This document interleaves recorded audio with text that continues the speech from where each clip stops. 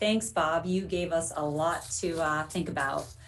Up next, we have Jinsong Liu, who is a professor at the Department of Anatomic Pathology, Molecular and Cellular Biology, and the Division of Pathology and Laboratory Medicine at the University of Texas and MD Anderson Cancer Center.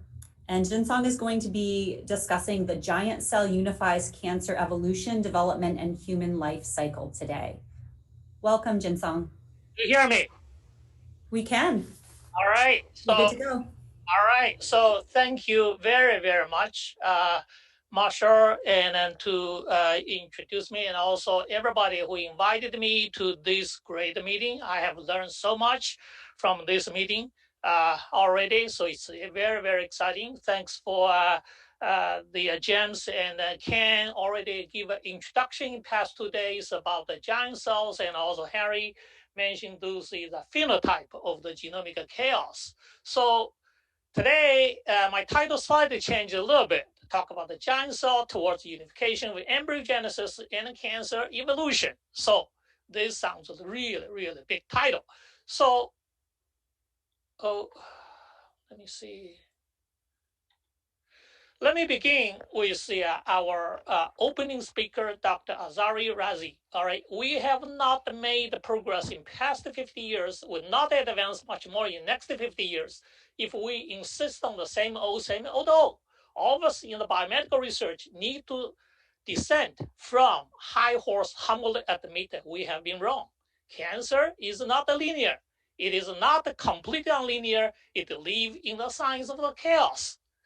So Dr. Bob Weinberg already left. Even him, he admit, all right, cancer research has come back for a full circle, and then we lack a conceptual paradigm, computational strategy to deal with the complexity, all right? So what have been wrong? What could be right? How to move forward? This is the question we're gonna try to address next 15 minutes. I'm a pathologist, actually, at the MD Anderson Cancer Center. I have been both doing clinical diagnosis in past 21 years at the MD Anderson as attending pathologist and also investigator, and I try to understand what is a cancer problem. So I have a unique advantage that looked at cancer real day, every daily basis, and try to define what is cancer. So what I'm going to do right now is to use a relatively old approach, really curiosity-driven, I call it the Darwinian approach, to understand what is really cancer. All right, pathologists make a diagnosis about cancer, but most people focus on diagnosis. The biology behind those diagnoses actually is not very clear.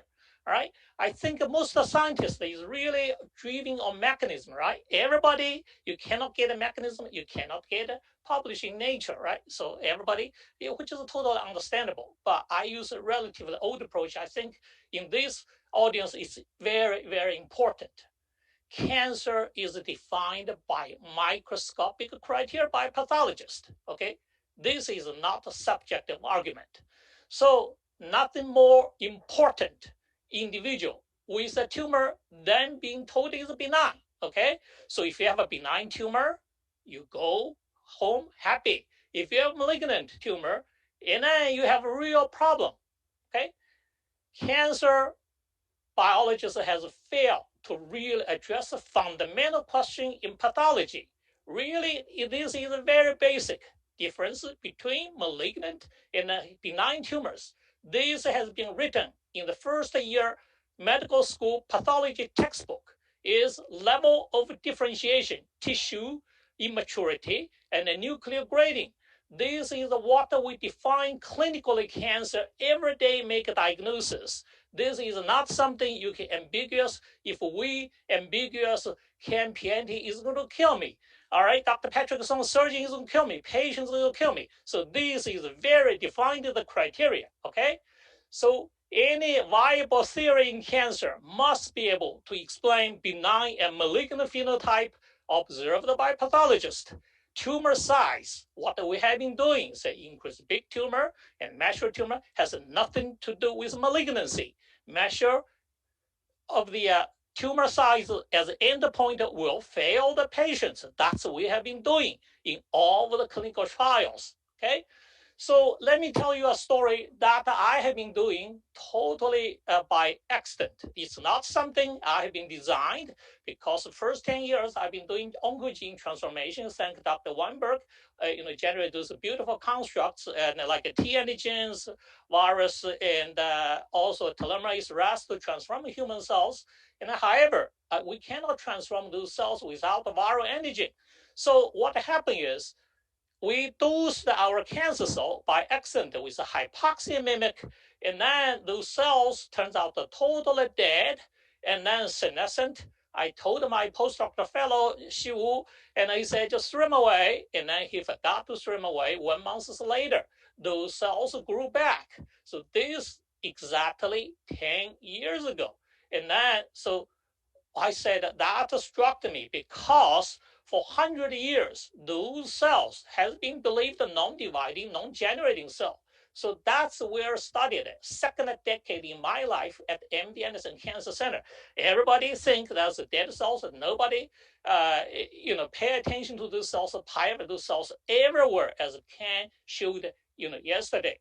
So I'm going to a little bit backwards, give you, 10 years conclusions, how I can get those conclusions. But in order to get those conclusions, I'm going to give you something very, very basic. I'm going to tell you, everybody agree with me. You are started from a single cell, okay, fertilized egg. I'm very sorry to tell you, you are going to be all dead, okay, in not today, but in 20, 30, 40 years, many of you will die, all right? You're going to die with senescence, degenerative disease, or you're going to die of cancer, okay? So life started with a giant cell. All right, this is something you should not dispute with me, right? I'll be very happy if anybody dispute with me. All right, so it started with a shell of the cell, have the zona pellucida. Okay, so this is what happened. So here is the first medical school embryology textbook. Okay, so what happened? Your mama ovulated every month. Your daddy put the sperm in the vagina, and then you're gonna get fertilized. And then once you fertilize it, you're gonna start the process called the cleavage. And then this cleavage, 2 cell, 4 cell, 8 cell, morula, and then you're gonna start the first differentiation in your life. And then you come to your mom's uterus, and then you're gonna start to generate your life. So this process is called de-differentiation. And then this is the process is differentiation. From there on, it's all differentiation. Your life is a 2-stage process, de-differentiation, differentiation. And then here's 32 cells, okay? You're gonna generate a new life from those 32 cells. I call it's a life code, 32 cells. One cell becomes 32 cells. And then don't trust the textbook.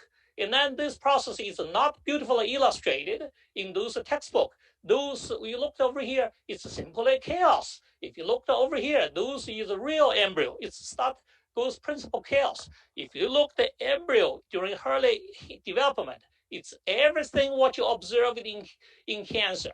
Lack of cell cycle, chromosynthesis, micronucleation, subnucleation chromosome. So this is not my work. It's in the literature over there. Cancer biologists, they simply ignore. So it's amazing any of us made it so far, let alone our children are healthy. So it's chaos, start with. So back to the chaos theory. It's not really out of order random process. It's mechanism to generate new information, create a new order from a disorder, okay? So please read Harry Hand's book. This is just beautifully. So what happens is a spectrum disease along development. So this is a, tumor development is an embryonic disease, okay? So what the pathologist defines a tumor? Okay, so first tumor is developmental arrested tumor. This is a quantity. So if you looked over here, this is the normal embryo bilaminar disc. This is a cancer called polyembryoma in children's. This similar morphology, exactly same as those normal embryos. Simply, those normal tissue, embryonic tissue cannot develop. This is neural tissues, this is mature neuronal tissues. Here is called the immature teratoma, period. This is immature tissue. Here's immature kidney tissue. This is called a worm's tumor. It's going to kill the kid. So cancer is a developmental process, but there is second group of tumor we defined is a nuclear grade, it's a quality. So those nuclear tibia increased NC ratio polymorphism. Those are giant cells, okay? So one cell is going to be born bad, okay? So Dr. Weinberg, I hope, I don't know whether he left or not, he asked the questions. So those giant cells from the beginning of the cancer. So yes, these are absolutely from the very beginning present. Here's a normal fallopian tube. You can see here one cell, 22 copies. It's a giant cell, single cell we call the cancer. So there is no progression, ladies and gentlemen. Here it is. Here it is. Okay, so those cells is going to becomes bigger and bigger. Here is bigger and bigger. At the very beginning of the cancer, those cells is give you subsequent glands, tissue structures. Here is the metastasis. Those cancers are here in lymph nodes. Those are giant cells. So look at the slides. Those cancer cells just pop out of nothing. Here is the stroma, all normal fibroblasts. Here you can see those giant cells grew out of nothing from individual stromal cells, become a big cell. This is the cancer. You don't need the progression. So back to the question, I've been from the very beginning, now I can recognize, because before this study, I cannot recognize, because if you don't have knowledge of this, you cannot recognize those cells. So how the question I'm going to ask, say, could the initiation of high-grade cancer go through reproductive process similar to that embryo? Could those giant cells a somatic equivalent of egg? This is very, very provocative question. And so I'm going to just show you some experimental evidence. I've been studying for those giant cells very, very longly, for past 10 years. I'm very glad that so many people start to join this group now, for this study of those giant cells now. So 10 years ago, we made observations. So those cells, when we culture giant cells, and then we saw those cells. I showed this picture to my colleagues, say, are you sure it's contaminated? It's a fungus. It's a bacteria grew like this. I said, after 10 years investigation as a good molecular biologist, I said, this is not contamination. This is just, cancer cell. Nobody see this division like this. So what you see over here, observations of those culture cells, they simply just come out and look like this, and then just look like a singular embryonic cell. You can see thousands of cells come from a nucleus, just burst out to generate the cell, almost like a virus. Here, what you see over here, here's the movie. And then you can see here, here's the big giant cells connected, all right, two nuclei. You can see those nucleus pop out from those giant cells. You can see those. Those cells do not go to mitosis. They simply just bodied out from those giant cells. Our exact finding, it's a tissue morphology code. Pathology is based on, make a diagnosis based on morphology, all right? Those are tissue culture. What you see over here is not the equivalent to real cancer. So thanks to Jim already showed this movie, and then talking from a genetic point of view on the first day. But when you look at this cell actually give you big bang mitosis, and then those are going to generate the tissues. Okay, so what you see over here, yes, those big mitosis, but on pathology point of view, actually this is all tissues. So those cells suddenly grew out of tissues after those end replication. And then what you see over here, those cells are very embryonic stem cells, and then they can generate 3 germ layers. Okay, so you can even generate the red blood cells. What you see over here is a normal fibroblast. They treated with those hypoxia. You can now reprogram the fibroblasts to generate all the blood. I guess you don't need a pathologist to tell you those cells are red blood cells. Okay, so another expected findings, you can generate a germ, right? Evolution require germ to pass to the next generations. So this is blastocyst, is the mechanism to generate a germ, right? Germ cells subsequently speciation to generate those blastocysts. These giant cells look exactly like a blastocyst. This is a normal embryogenesis. This is from a textbook, not from me. Here is from my work, is our work. So this is a giant cells, exactly like early stage of the plasmid embryo to generate the morula. This is morula like multinucleate giant cells. All right. So what you see over here is you can see here is the morula like cells, multinucleate giant cells. Those cells can come out those cells, start resume their mitosis. Okay, so you can see those cells come out of those giant cells, and then those cells start going to tripolar mitosis over here. You can see exactly become 3 cells in a mitosis and 2 cells. Okay, so those cells now with that, actually, if you put it into a mice, actually, you can generate germ cell tumors. You don't need to pathology, you just have to believe me, those are germ cell tumors. Okay, so another mechanism, yesterday we have discussed that it is a mechanism for genomic reorganization. Yes, absolutely. Perry just talked about the single step. All right, McClintock mechanism. So what you see over here, let me see here. Okay, so you can see those giant cells over here. See, these mitosis have probably 30 nuclei grew at the same time. So, and now what you see over here, whole thing is just like a genomic chaos. See, those giant cells, these are fragmented, have tons of those micronuclei inside the cytoplasm, even chromatins. Whole genome become reorganized by those just one single step. So at the molecular level, we sequenced every daughter clones is different. So you can really generate those by giant cells and generate individual daughter clone. So let me show you an unpublished movie, which I think everybody likes to see the movies. So here is the giant cell. Here probably have 30 or 40 copies of those DNA, actually probably hundreds of DNA. I want to show you how those cells divide. You can see this is a big bomb.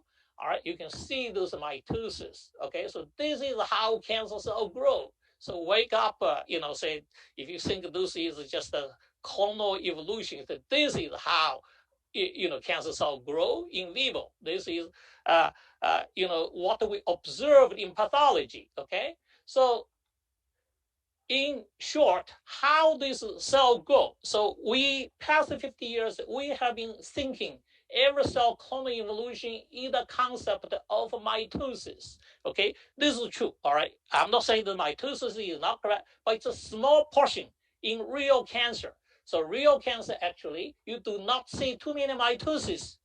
This is how cancer cells grow. These cells grow endoreplicatively, and the endoreplication generate multinucleated giant cells. We have mapped this. You see FUSI in the cell cycles in our previous papers. So those cells can come out with this giant cell cycle, and then those cells can generate all kinds of divisions like bacteria, fungus, and then those cells can start rate differentiation again.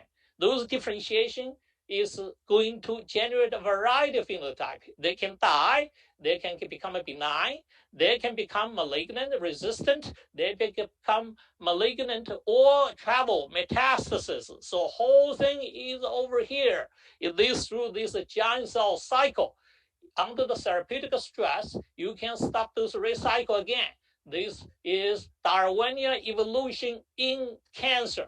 So we have been thinking Darwinian invasion through mitosis. This, we missed the big picture. The big picture is those giant cell cycles, big Darwinian evolution, punctuated evolution over here. There's no mitosis, no nuclear membrane breakdown. All right, just look at the real cancer, it's all there. So how does it go? Actually, going back, I said, boy, this is just like an embryo because you can generate germ master from embryo like a blastocyst. Actually, somebody else already did those embryonic divisions 23 years ago from Dr. Hardy. You can see every cell, what you see over here in early embryogenesis, polyploidy, multinucleation, enucleation. It's exactly what we describe with those giant cell cycle. So back to Perry Marshall's McClintock, this is our life. Is embryo is filled with corn cells, very similar to McClintock. Okay, So with that, I'm going to give you very, very simple theory about how cancer should be from a pathologist point of view.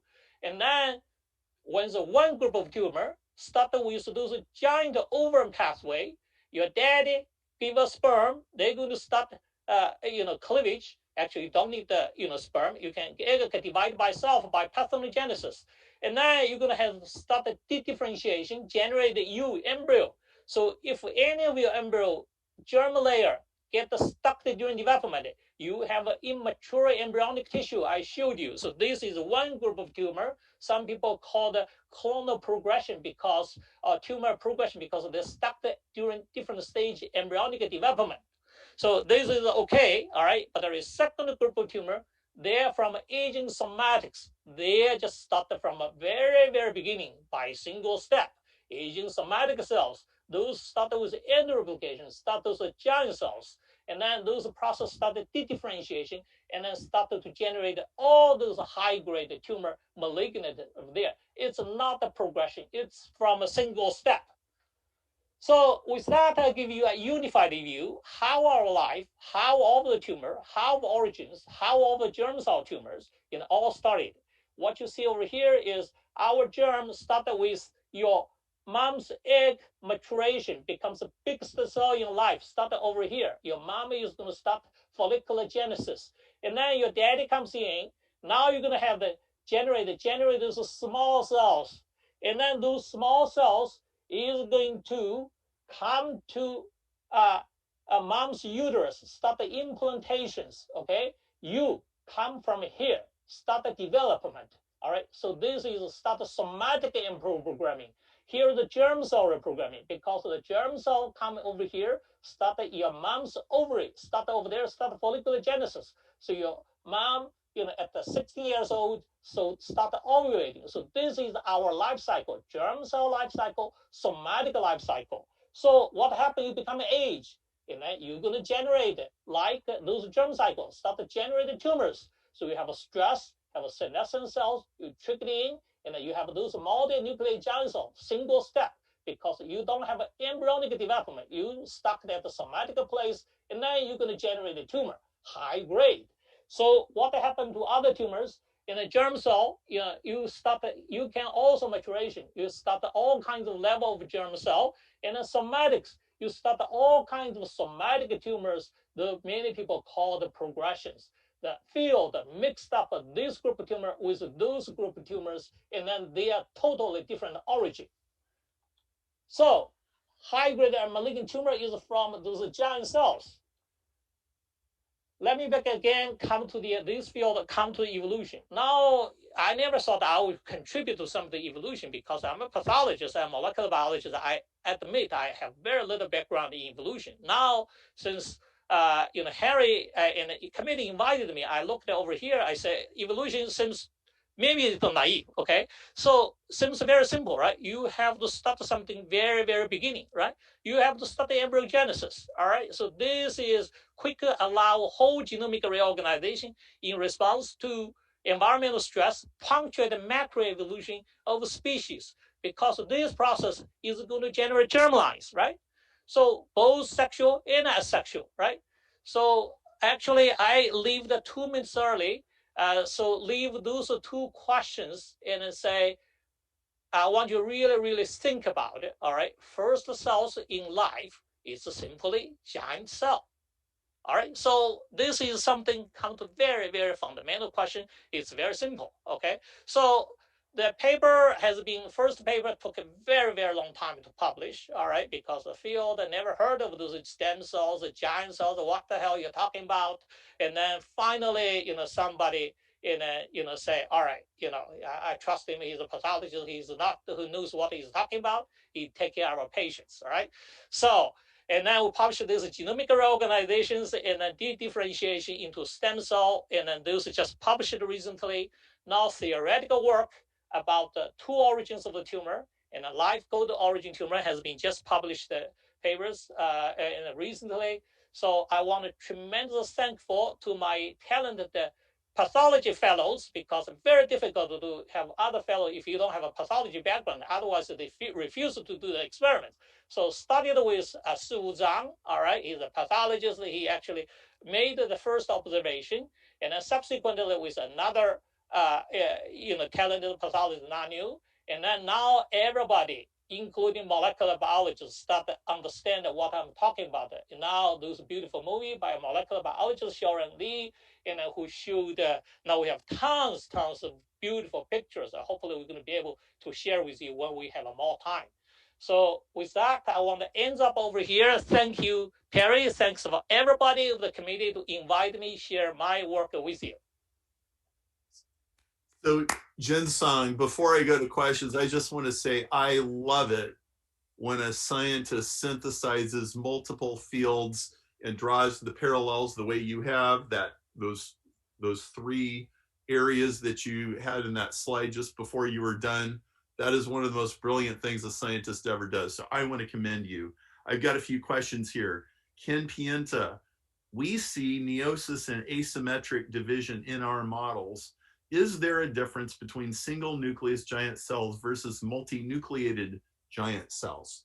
It's the same, this is different stages of the progressions. At the very beginning, you see a single nucleated giant cells, but I did not show the movie. You can go back to read our movies. Those single nucleated cells, you can also give you budding of those giant cells, and also multinucleated already showed you. So this is just every stages of progression. You can generate mitotic descendants.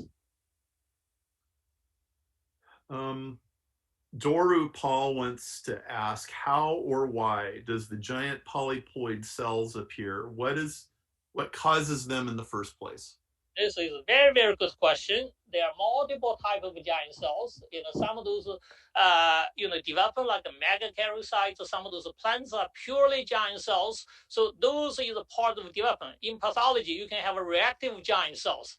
But this group of giant cells, what I'm talking about, is a cleavage division. It's a stress response that, based on McClintock's theory, one causes genomic reorganization. This is different from many other giant cells. But giant cells, as a developmental process, very well deserved in plants and fishing and other mechanisms. Tao Wu asked, is it a senescence-like signal? Yes, absolutely. Actually, in somatic cells, you have to go to senescence mechanism, and then those senescence actually predispose those formation of those giant cells, and then those giant cells actually, once it starts, it represents a mechanism of a senescence escape. Actually, we are editing a new series on the Seminar of Cancer Biology. Senescence is a part of this, big thing. Ken Pienta added to that, first seen evolutionarily in response to stress. Absolutely. We Ken and I on the same page. Tao Wu says, so does this mean cell reprogramming dedifferentiation needs polyploidy? Yes. For somatic cells, you can see many people say aneuploidy. Yes, that's absolutely right. But aneuploidy is a minimum number of polyploid. It's called tetraploid. So it's different from normal embryogenesis. Normal embryogenesis, you need 32 cells. So, but in cancer, they can exit any times, tetraploid, octoploid, any times. This is why we have a variety of species and I can talk about. But however, they do follow developmental rules. It's not a total random process because they only can stop at the specific developmental stage. Otherwise, I will have a terrible job to recognize all the tumor if that's a total random. They're not a total random. They follow developmental rules. Henry Hing asks, do you see the two phases of evolution in your system? Yes, this is exactly, two-phase evolution. First, punctuated evolution, and then it becomes very stable. So all those daughter cells come out of this is totally stable. So everything, if you stress them again, whole genome is going to change. You have a whole genomic reorganization.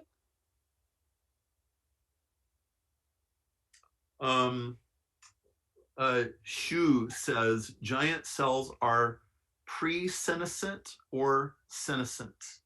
There can be both, and then there can be senescent. But once you start, yes, I mean they initially the cell can becomes very big, and then once those start to endoreplicating, you become giant nuclei. So pre-senescent is you just diploid, the cells can get big. This is just very similar to your mom. Your oocytes. All right, you have one haploid. Actually it's a diploid nuclei, and then when your sperm comes in, kicking the first antibody. So it's very similar to your mom's oocyte development, becomes a giant. So those giant and small is really fundamental to our life. So you need a big cell and a small cell cycle. So everything comes together. That's in my mind, maybe too naive. Jinsong, brilliant work. Congratulations. Loved your mention about how nobody wanted to listen to you for a while. That's usually how it goes. So congratulations on soldiering on. And Tamara Thorne is going to introduce Michael Levin, who you will love.